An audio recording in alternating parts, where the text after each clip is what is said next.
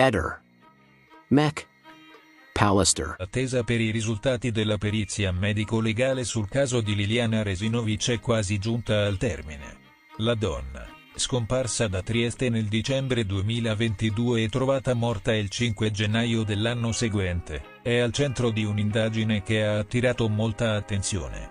L'attesa relazione dell'antropologa forense Cristina Cattaneo e del suo team potrebbe fornire risposte decisive. La dottoressa Cattaneo, rinomata docente di medicina legale e fondatrice del laboratorio di antropologia e odontologia forense presso l'Università Statale, ha un curriculum impressionante.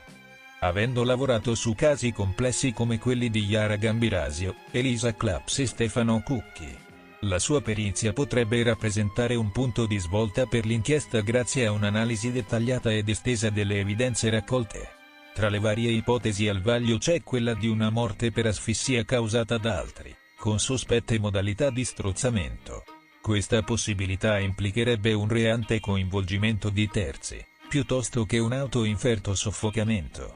L'analisi delle lesioni corporee, anche se non mortali, cerca di individuare schemi o segni che potrebbero indicare un'aggressione esterna, indizi cruciali per comprendere la dinamica dell'accaduto. Un ulteriore elemento di studio riguarda il microbiota del corpo. L'identificazione di un germe caratteristico di ambienti a basse temperature suggerisce che il corpo possa essere stato conservato in un congelatore. Una scoperta che aggiunge complessità temporali e logistiche al caso. Ci sono anche interrogativi significativi circa l'ora e la data della morte. È essenziale stabilire se il decesso sia avvenuto il giorno della scomparsa o più vicino alla scoperta del corpo. Infine, l'assenza di tracce ematiche e impronte sui sacchetti di plastica trovati intorno alla testa della vittima lascia supporre che siano stati utilizzati guanti per non lasciare tracce riconoscibili.